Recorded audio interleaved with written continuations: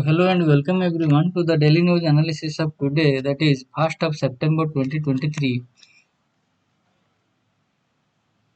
सितंबर का first day है, तो चलिए शुरू करते हैं आज का important articles the Hindu newspaper से। तो पहला जो आर्टिकल है,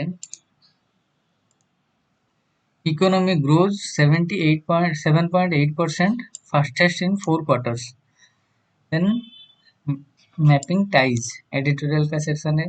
ये progressive UCC must protect the child's best interest and decoding the OCCRP's Adani report, page number 12 में। एंड नेक्स्ट है Chinese president Xi yet to confirm presence at G20 summit in Delhi, page number 14। Special session of Parliament from September 18 to 22. Agenda under Raj, page 15. Then India sees the lowest August rainfall in a century. IMD, Indian Meteorological Department. According to Indian Meteorological Department, India sees the lowest August rainfall in a century. In a century, the lowest rainfall ever. The next is Jai Verma become the first woman to head railway board. Jai Verma. Assam-based oncologist Ravi Kannan wins 2023 Raman Magsaysay Award, page 16. Chandrayaan probe finds sparse plasma on moon.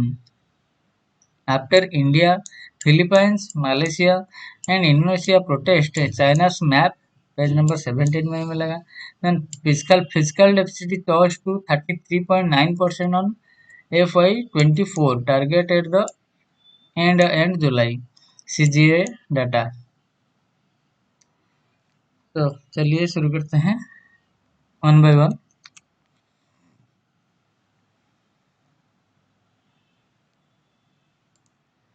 Economy grows 7.8% fastest in 4 quarters.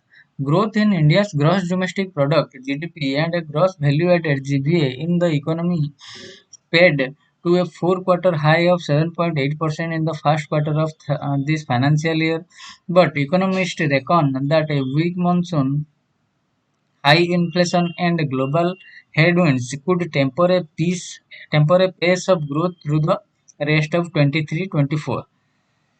Manufacturing GVA grew for the second quarter in a row after half a year of contraction, with the pace of growth picking up slightly to 4.7% in the first quarter of the year, from 4.5% in the previous quarter. Agriculture, forestry and fishing GVA grew 3.5% between April and June, but it was the service sector that saw the sharpest surge and lifted the estimates released by National Statistical Office on Thursday. Financial, real estate and professional services GVA grew 12.2% in Q1, while GVA from trade, hotels, transport, communication and services related to broadcasting rose 9.2%. The GVA from public administration, defense and other services, as well as the employment-intensive construction sector, rose 7.9% each, below expectations. Although a supportive base propelled GDP growth to a 4-quarter high of 7.8%, it nonetheless printed below our expectation of 8.5%, as well as the central bank's monetary policy committee's projection of 8%, said ICRA chief economist Aditi Nair. She attributed the slower than expected growth mostly to the mixed uptick in manufacturing and a deceleration in the construction sector. Chief Economic Advisor V. Anantha Nageswaran argued that this was a good growth number that keeps the economy poised to grow 6.5% this year, and downplayed interpretations of a weak manufacturing sector. The data is not seasonally adjusted, so to say manufacturing is not doing well in not something that I would subscribe to. Mr. Nageswaran said nothing that the numbers were distorted by weaker cement production. CRISIL chief, CRISIL chief economist Dharmakirti Joshi was not as sanguine, predicting that the 7.8% growth would likely be the peak growth performance for this year.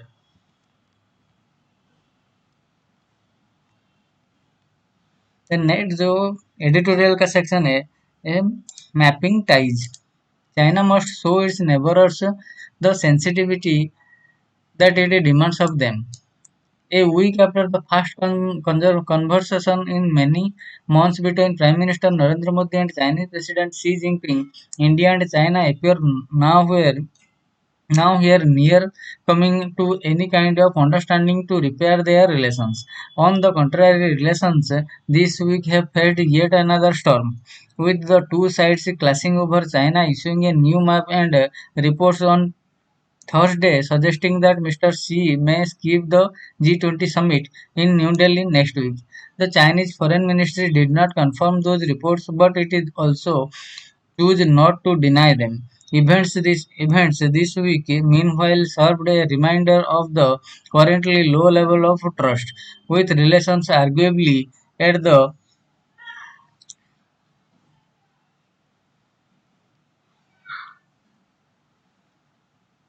currently low level of trust, with relations arguably at their lowest since the normalization of ties in the 1980s. On August 28, China issued what it called a standard map for 2023, which showed the entire state of Arunachal Pradesh, the Aksai Chin region, and the South China Sea as Chinese territory, drawing protests from India, Malaysia, and Philippines. Beijing defended the map as routine and asked India to not overinterpret it.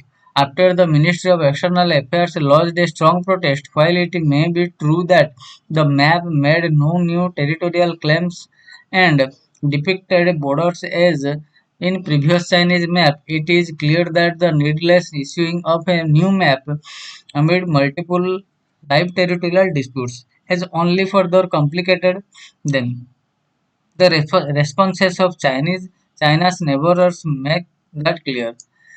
When India in 2019 issued a new map following the internal reorganization of Jammu and Kashmir and creation of a new union territory of Ladakh, Beijing responded with a strong statement and initiated a discussion at the United Nations Security Council, even though that map too did not change India's external boundaries of territorial claims vis-a-vis China. In the view of some observers, China's increasingly aggressive mobilization on the line of actual control leading to the ongoing crisis that has plunged the relations to this low level was partly to response to India's reiteration of its claim to Aksai Chin in 2019. In the recent of the up and down history of China, India's ties with China summit meeting have offered the platform for the two countries to dial down tension by giving the two leaders the opportunity for high-level interventions, as was the case at the 2017 BRICS summit following the Doklam standoff. Regardless of whether Mr. Xi visits New Delhi next week, the protest of a similar reapproachment remain dim. Repairing relations with requires slowly rebuilding trust on a foundation of greater mutual sensitivity. Indeed, China would do well to show its neighbors the sensitivity that it demands of them. If it has any inclination towards repairing increasingly fraught relations.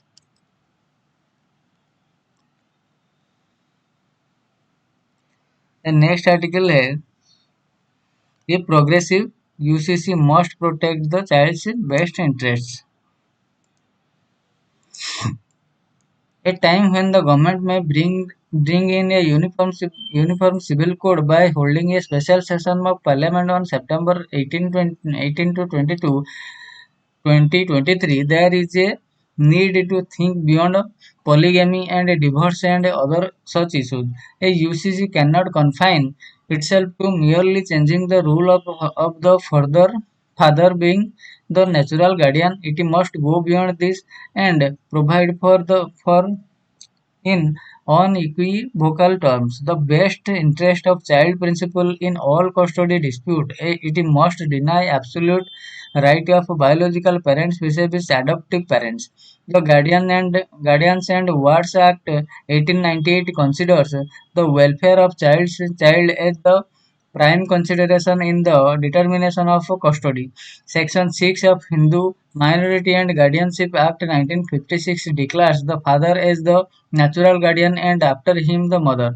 The mother would ordinarily have custody till the child attains 5 years of age. The person would lose custody if he or she ceases to be Hindu. In Gita Hariharan, Gita Hariharan 1999, the Supreme Court of India held that the expression after him does not necessarily mean after lifetime of father but instead in absence of. Child custody and biological link. Interestingly, custody under Islamic law is the right of child and not of the parents.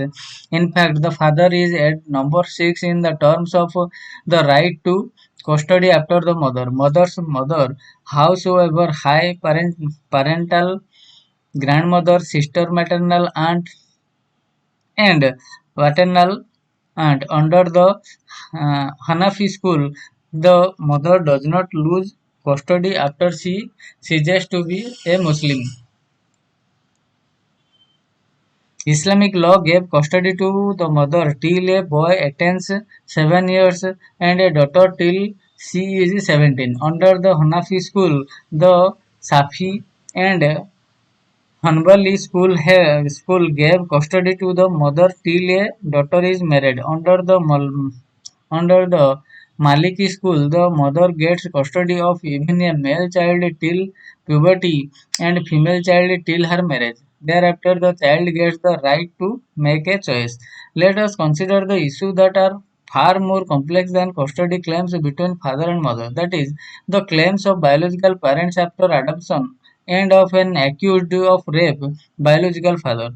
Indian courts after Indian courts are attaching greater importance now to claim of biological parents in presence of adoptive parents without due consideration to the best interest of child. On July 26, 2023, two women judges of Bombay High Court ordered that the custody of a child who had already been adopted to be given to the biological father. He is accused of rape, which result in this child being born.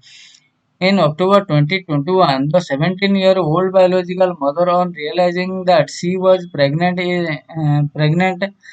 is alleged to have eloped with him and gave birth to a boy on November 26, 2021, based on a complaint by the minority mother's father alleging rape and various crimes under the Protection of Children from Sexual Offence Act (POCSO) Act 2012. The biological father was arrested but was granted bail later. The mother and child were sent to a home in Mumbai in 2022. The biological mother got married to another person and in the larger interest of child surrendered the boy to the Child Welfare Committee for adoption. The child under Section 38 Clause 3 of the Juvenile Justice Act, being an unwanted child of a victim of sexual assault, was declared free for adoption by the CWS.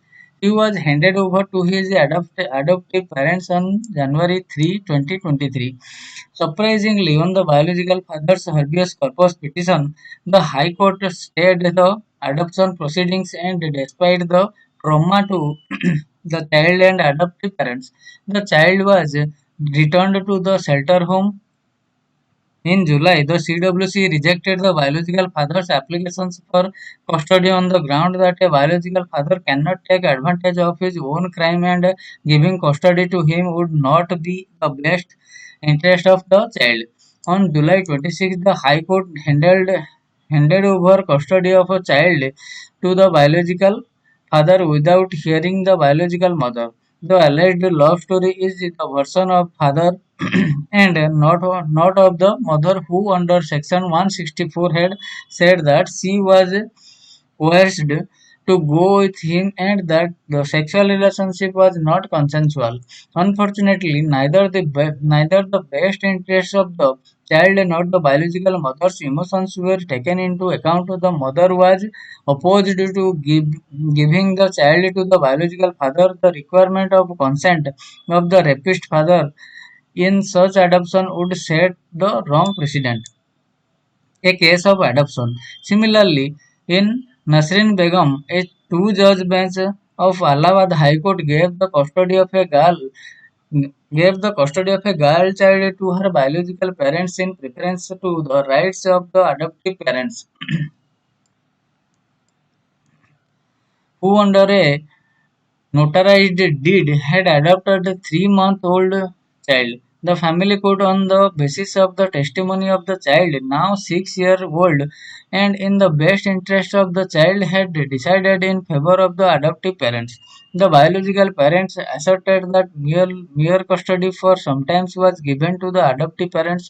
Does not Section 2 Clause 2 of the JJ Act provides that adoption completely severs the ties between the biological parent and the child. Why would any parent leave a 3-month-old child in another country without the child being given in adoption?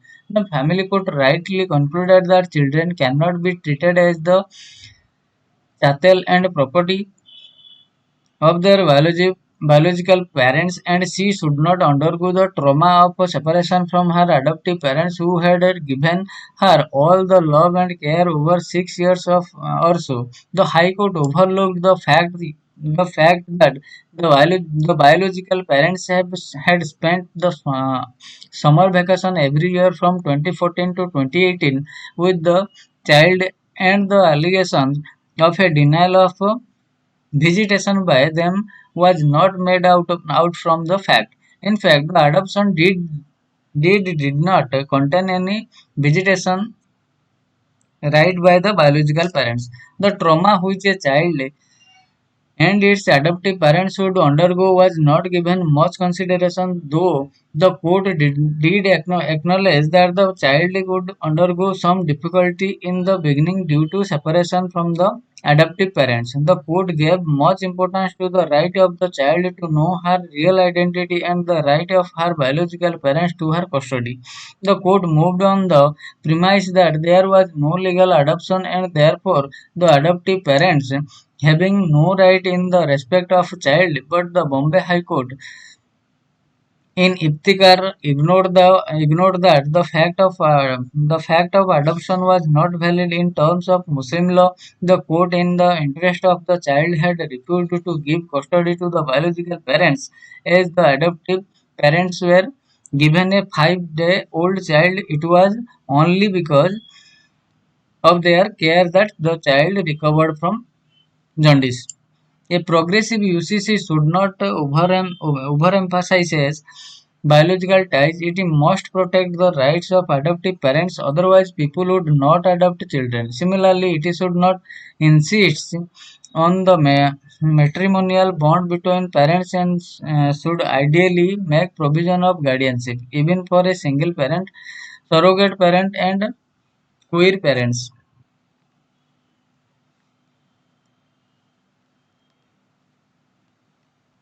And next is decoding the OCCRP's Adani report.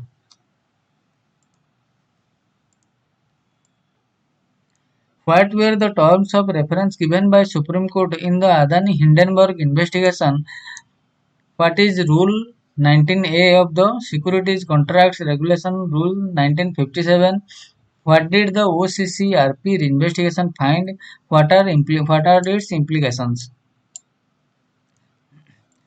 On its order dated March 2 on the batch of a petition concerning the Adani Hindenburg matter, the Supreme Court of India had directed the Securities and Exchange Board of India (SEBI) to conduct investigation in accordance with the specific terms of reference. The first term was to probe whether there has been a violation of Rule 19A of the Securities Contract Regulation Rules 1957. Two more terms were set by the apex court related to non-disclosure of related party transaction and the manipulation of stock prices in contraventions of existing laws. In addition, a separate expert committee was formed to examine whether there has been a regulatory failure in dealing with the alleged contraventions of laws by the Adani Group. Now, a media investigation has brought forth further allegations. What is Rule 19A? Rule 19A of Securities Contract Regulation Rule 1957 inserted through an amendment made with the effect from June 4, 2010 under the 2010 under continuous listing requirement stipulates that every company listed in the Indian stock market has to maintain at least 25% public shareholding. Public is defined in the said rules as persons other than the promoter and promoter group, defined as any spouse of that person or any parent, brother, sister, or child of the person or of the spouse. Besides, subsidiaries or associates of the company, this 25% minimum threshold for public shareholdings vitally ensures that adequate shares of listed company is available for trading in the stock market. To enable price discovery, violation of this rule indicate likely stock price manipulations and insider trading, jeopardizing the integrity of the equity market. What are the latest revelations? An investigation conducted by the Organized Crime and Corruption Reporting Project (OCCRP), as reported in the Financial Times, The Guardian on August 31, has found that two Mauritius-based funds, namely Emerging India Focus Fund (EIFF) and the EM Resurgent Fund (EMRF), had invested and traded in large volume of shares of four Adani companies between 2013 to 2018. Two key foreign investors of these funds were Nasser Ali Saban Ahli from UAE and Changchung Ling from Taiwan. The money was channeled through a Bermuda-based investment fund called the Global Opportunity Fund (GOF). The value of the investment of Nasser Ali and Changchung Ling in Adani stock was around $430 million in March 2017, approximately 2,795 crore rupees at prevailing exchange rate. In January 2017, these two investors together held 3.4% of the total share in Adani Enterprises, 4% in Adani Power, and 3.6% in Adani Transmissions. The OCCRP investigation has further revealed that the UAE-based secretive firm named Excel Investment and Advisory Services Limited, owned by the Binod Adani brother of Gautam Adani and member of Adani Promoter Group, had received over $1.4 million in advisory fees from management companies EIFF, EMRF, and GOF between June 2012 and August 2014.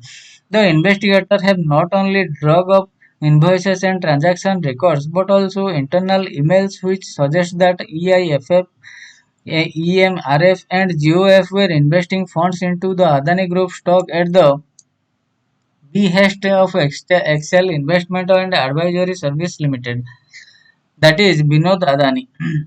Therefore, there is now prima facie evidence that entities like EIFF, EMRF, and GOF were or are front through which Binod Adani has invested massive funds into Adani Group companies' stock. If one adds the shareholdings of Binod Adani in three Adani companies through offshore individuals and entities like Nasser Ali and Changchung Ling via EIF, EMRF, and GOF, with the disclosed promoter group shareholding of those companies. The promoter group shareholding of Adani Enterprises and Adani Transmission stood at over 78% in January 2017. This would be in clear breach of 70% threshold content in the 19A of the securities contract rules. The OCCRP evidence is over and above the ones already provided by the Hindenburg report, which alleged a vast global web of tax haven based shell companies run by Vinod Adani through individuals like Changchung Ling and offshore funds such as EIFF, EMRF, etc. If more shell companies and transactions are investigated, it could further reveal breaches and contraventions of rules and regulations by Adani Group via the Vinod Adani channel. The Adani conglomerate, however, has vehemently denied all the charges made by OCCRP. SEBI and the DRI probe. A significant revelation by the OCCRP relates to the correspondence between the Director General of the Directorate of Revenue Intelligence (DRI) and SEBI chief in January 2014 on dealing of the Adani Group of companies in stock market. One of the latter was accompanied by CD of evidence from DRI probe into allegation of over invoicing of capital equipment imports against Adani Power projects, stating that there are indications that a part of a siphon of money may have found its way to stock market in India as investment and disinvestment in Adani Group. SEBI has not disclosed the receipt of such a letter and evidence from the DRI till date before the Supreme Court. Rather, they have categorically stated before the expert committee that the investigation into possible contravention of rule and regulation by the Adani Group of companies started on October 23, 2020, after receipt of the complaints in June-July 2020. The revelation of the DRI letter suggests that either SEBI has suppressed facts and provided false information, which amounts to perjury, or that the then SEBI chairperson, instead of acting the DRI letter, preferred to close the ongoing investigation on Adani Group. The matter deserves the attention of the apex court because the SEBI chairperson in January 2014 retired only in February 27 and is currently serving as a non-executive independent director chairperson of NDTV, which was acquired by Adani Group in 2022. In its latest affidavit before the Supreme Court on August 25, SEBI has stated that they have conducted 24 investigations into Adani Hindenburg related matters since January 2023, of which 22 investigations have been completed while interim reports have been submitted for 2 investigations. It is noteworthy that the two incomplete investigations include the one of the violation of Rule 19A of the Securities Contracts Regulation Rule 1957, mentioning the time period covered under this investigation is between April 1, 2016 to April 30, 2020. SEBI has submitted the Supreme Court that they have been unable to establish the economic interest shareholders in 13 suspected overseas entities because of their tax haven jurisdiction, and that efforts are still being made to gather more details. It is noteworthy that the names of EIFF and EMRF, which have been alleged to be front of Vinod Adani by the OCCRP investigation, also figure in SEBI's list of 13 suspected foreign portfolio investors. SEBI owes an explanation as to how a consortium of investigative journalists could collect evidence on such tax haven based entities while a national regulator has failed to unearth so far.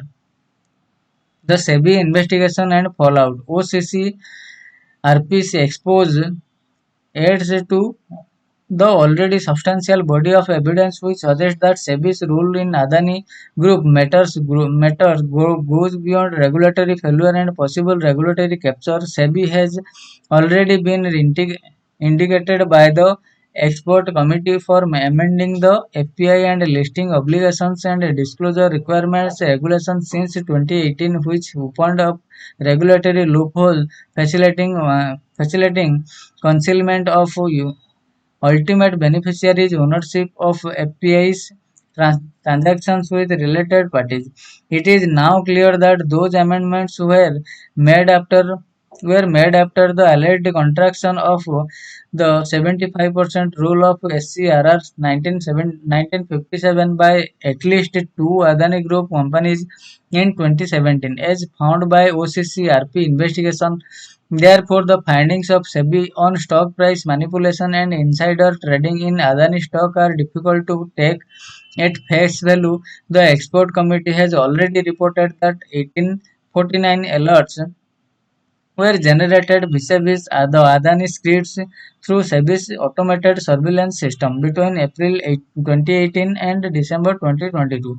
Out of these, 603 alerts related to prime volume movements were closed by SEBI and 246 alerts on suspected insider trading were still work in progress. As per the expert committee findings, 13 FPIs suspected by SEBI sold around 8.6 crore share of Adani Enterprises Limited between April 2021 and December 2022, when AEL's share price skyrocketed from around 1000 over the 3800.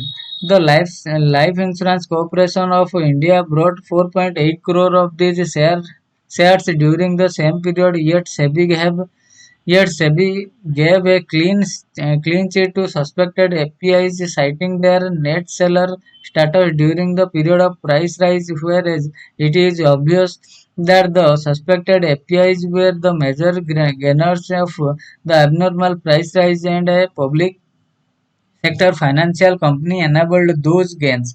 It is only through a thorough forensic audit of all the listed Adani Group companies and the 13 suspected FPIs by an independent auditor that the real nature and extent of the alleged economic crimes committed by the Adani Group via the Vinod Adani channel can be revealed. While being very meticulous, the OCCRP investigation has only been able to expose the tip of the iceberg.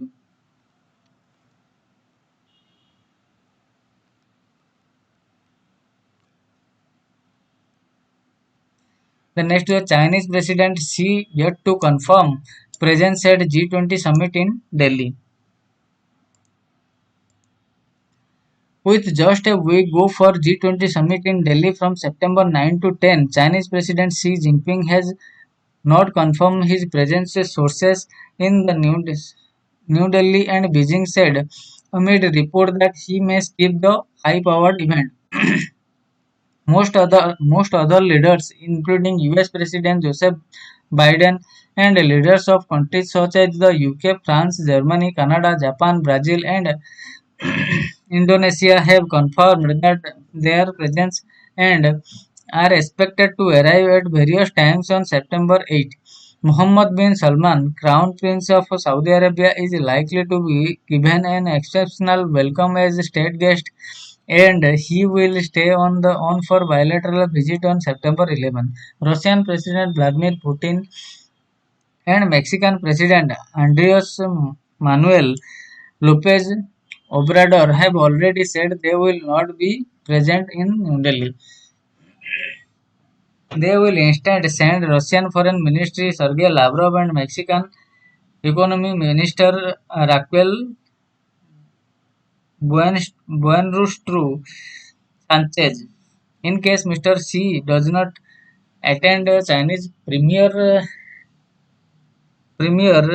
Li Qing Pyongyang will replace him at the summit. After attending the East Asia Summit in Jakarta on September 7, the international news agency Reuters reported, "I have nothing to offer in this regard at the moment," said Chinese Ministry of Foreign Affairs spokesperson Wang Wenbin on Thursday. India's Ministry of External Affairs declined to comment. Asked about the confirmation from leaders including Mr. Xi at a briefing earlier this month, ministry spokesperson Arindam Bagchi said it would be a later place for the visitor to respond to whether they are coming. We have invited all participants and we look forward to their participations. Mr. Xi's absence would be a break from the past and would be seen as a downgrading of China's participation in the Delhi summit, say analysts, at a time when several differences persisted in producing a consensus joint statement at the summit. Since taking over as the president in 2013, the Chinese president has attended every Energy G20 in person and but in attend every G20 in person and virtual summit apart from the Rome G20 in 2021. When China was still in the grip of COVID-19 pandemic last year, Mr. Xi attended the Bali summit as well. And the decision not to travel to Delhi will be significant, especially given that he and Prime Minister Narendra Modi met just a week ago on the sidelines of BRICS summit in South Africa. Since then, New Delhi and Beijing have sparred over the readouts of that meeting. Mr. Wang saying the two leaders who met in the leaders' lounge for an informal, unscheduled conversation had agreed to direct officials for an expeditious disengagement and de-escalations of troops to resolve the situation at the line of actual control. This week, the MEA crossed swords with the Chinese Ministry of Foreign Affairs over China's publication of standard map that includes Indian territory including Arunachal Pradesh and Aksai Chin on Thursday. The MFA took issue with the travel of the three retired former military chiefs of Taiwan to Taiwan on August 8. We hope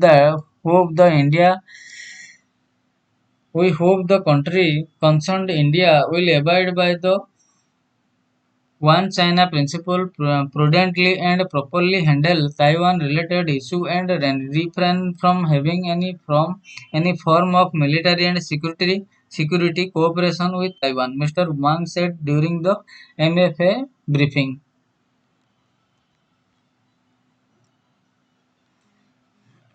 Special session of the Parliament from September 18 to 22, agenda under wraps.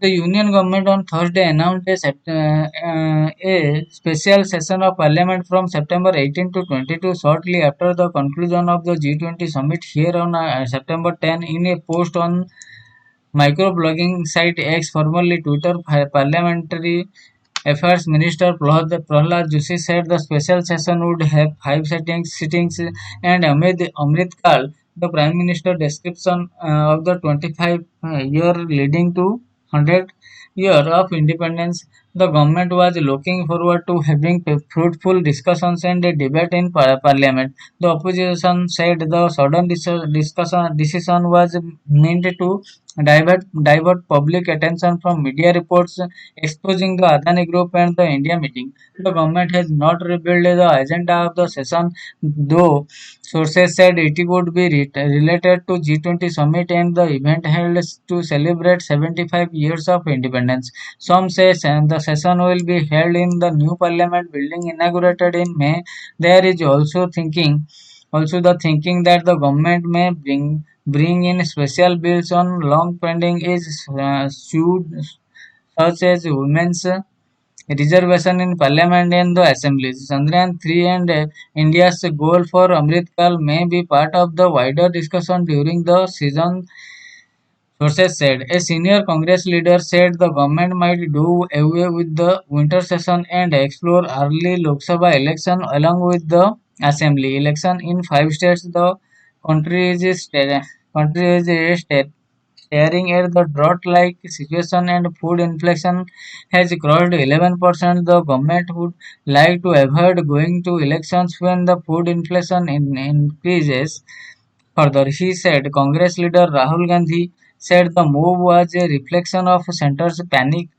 Whenever you touch the Adani matter, the PM gets very uncomfortable and very nervous, he said in Mumbai. Congress General Secretary Jairam Ramesh said the announcement was managed the news cycle in Prime Minister Narendra Modi style. In a post on X, he said the latest revelation on the Adani Group dominated the news on Thursday. On Friday, the India parties were meeting in Mumbai to counter this. The government had announced the special session, Mr. Ramesh said. Regardless, the JPC opposition demand to constitute a joint parliamentary committee to investigate the Adani Group will continue to resonate inside and outside parliament, he said. Maniknam Tagore, Congress Working Committee member and MP, thanked the centre for convening the session.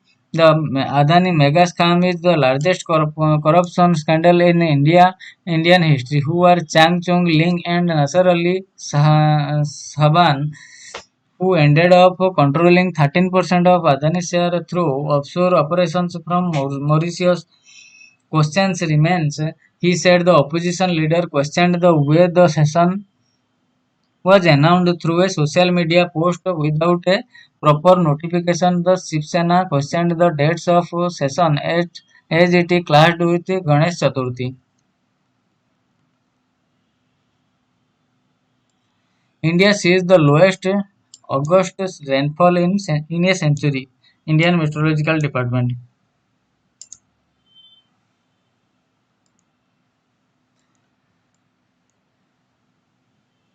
MET department indicated in July that the August rainfall would be below normal. The rainfall in September is likely to be within a 10% window of the 16.7% that is normal for the month. Rainfall in August has been the lowest in over a century, with India getting 36% less rainfall than it usually does in the month.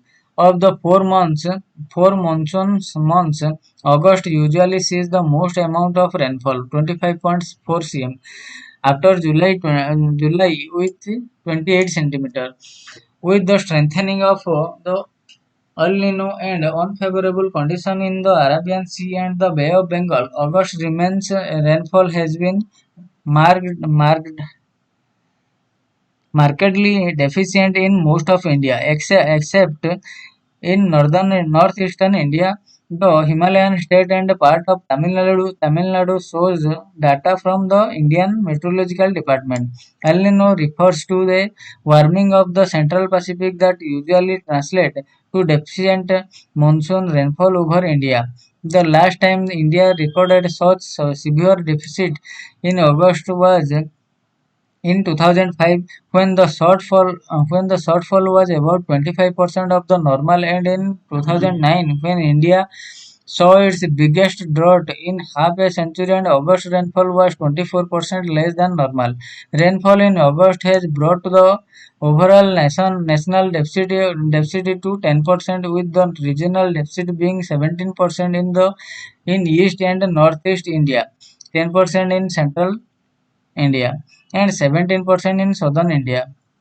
There is an increasing trend in the break days. M. Mahapatra, Director General IMD, said break days refer to rainless stretches during the monsoon months of June-September below normal. The IMD on July 31 indicated that the August rainfall would be below normal, but its weather model did not indicate that the shortfall would be as sharp as has been experienced. Monsoon rainfall in September, the last of the 4 monsoon months, is likely to be within a 10% window of the 16.7 centimeter that is usually for a month. The agency forecast noted. While there is a reasonable while there is a reasonable chance of a normal rainfall thanks to favorable condition in the Indian Ocean and two rain-bearing low-pressure areas in the Bay of Bengal, getting extra rain is quite difficult, an IMD meteorologist who declined to be identified said.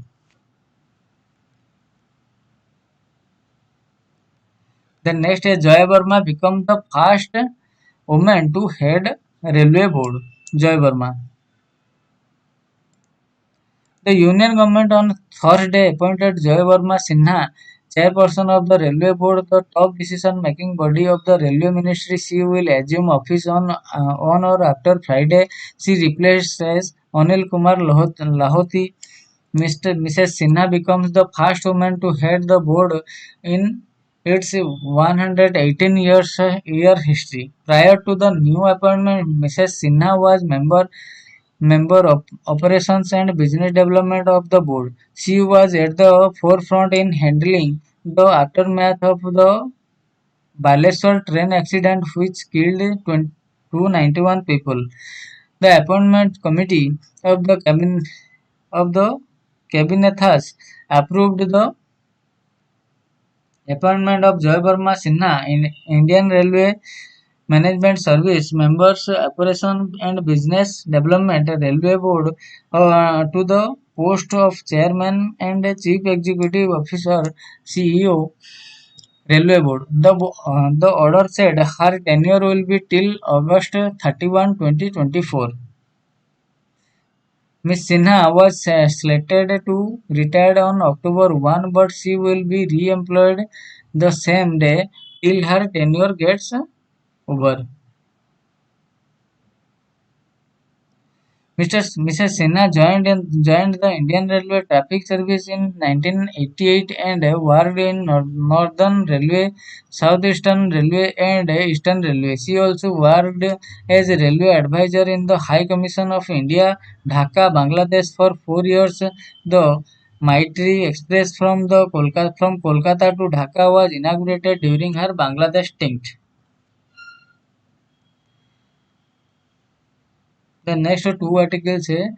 One is Assam-based oncologist Ravi Kannan wins 2023 Raman Magsaysay Award and Chandrayaan probe find sparse plasma on Moon.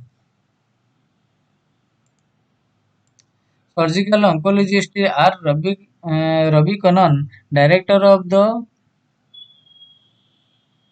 Kakchar Cancer Hospital and Research Centre (CCHRC) in Assam, is one of the Raman Magsaysay Award winner for 2023. He is credited with revolutionizing cancer revolutionizing cancer treatment in Assam through people-centric and pro-poor healthcare. Dr. Kannan hails from Chennai, where he earlier worked at the Cancer Institute Adyar before moving to Silchar in 2007. He became the director of the CCHRC that year.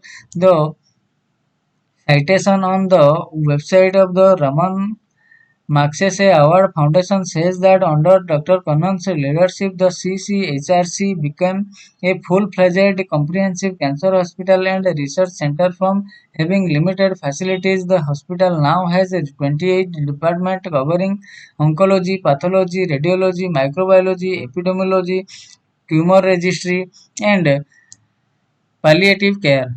The hospital introduced pro-poor initiatives such as free treatment, food and lodging, ad hoc employment for caregivers, and a home care program as patients could not continue their treatment due to difficulty in traveling long distance and cost, with the underlying reasons being poverty.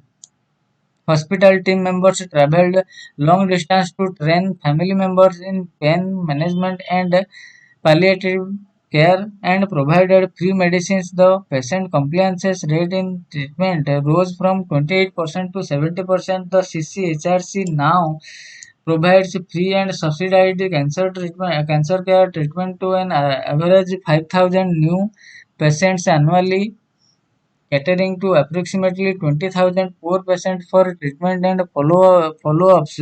The citation read, the Dr. Conan said the award belongs to all who had joined hands to make the lives of those suffering from cancer better. He said they were now focusing on the decentralizing cancer care by setting up smaller hospitals in different parts of the state and also in Tripura so that people do not have to travel far to reach a hospital for treatment. We have to go near people and focus on prevention, treatment and cancer care. We need a lot of support for infrastructure and equipment which are one-time investment, but what we need most is human resources which is a recurring requirement. Dr. Kanan, who is also a recipient of the Padma Shri award, said. Then Chandrayaan probe finds sparse plasma on Moon. A payload on board Chandrayaan-3 lander Vikram has completed the first in-situ measurement of the surface-bound lunar plasma environment over the south polar region. The radio anatomy of a moon-bound hypersensitive lunosphere and atmospheral Langmuir probe, named after American chemist Irving Langmuir, who was awarded the Nobel Prize in Chemistry in a device used for characterizing plasma. The initial assessment indicates that the plasma encompassing the lunar surface is relatively sparse, characterized by a number of densely ranging from approximately 5 to 30 million electrons per cubic meter. This evaluation specifically pertains to the early stage of lunar daytime. The probe operates without interruption, aiming to explore the changes occurring in the near-surface plasma environment throughout the lunar day, the ISRO said on Thursday.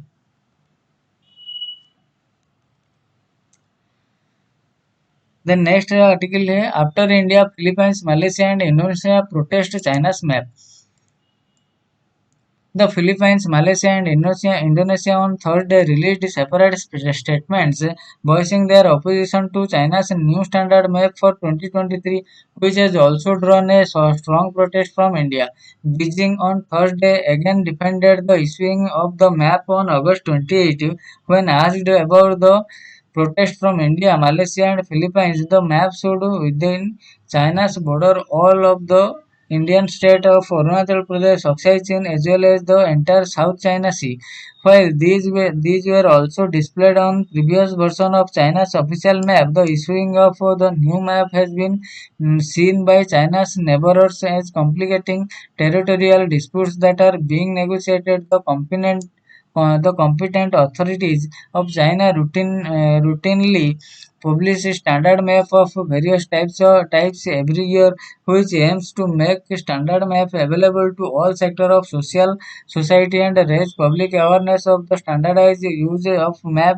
We hope parties concerned can view it in an objective and rational light, Foreign Ministry spokesperson Wang Wenbin said. The Philippines Foreign Ministry in a statement said it rejects the 2023 version of China's standard map and the inclusion of the so-called 9-dash line. This latest attempt to legitimize China's purported sovereignty and jurisdiction over Philippine features and maritime zones has no basis under the international law, particularly the 1982 United Nations Convention on the Law of Sea. The statement said the Malaysian government also protested the map, saying it rejects the map which shows unilateral claims to Malaysia's maritime territory, including parts of Malaysian exclusive economic zone, respect United Nations norms. Indonesia was the third Asian country to issue a statement, with Foreign Ministry Retno Marsudi On Thursday, quoted as saying by the National Antara News Agency that the drawing of territorial lines, including in the 2023 edition of the Standard Map of China, must be in accordance with the United Nations Convention on the Law of the Sea 1982. Any line drawn and any claims made must be in accordance with the 1982 UN clause, the minister said. India on Tuesday lodged a strong protest over the map which External Affairs Minister S. Jaishankar described as making absurd claim on territory. Then last जो article है fiscal deficit touched 33.9% of financial year 24 target at the end July CGA data. The center's fiscal deficit in the first 4 months of 2023-24 touched 33.9% of the full year target, government data showed. In absolute terms, the fiscal deficit, the gap between expenditure and revenue, was 6.06 rupees, lakh crore rupees as of the end July.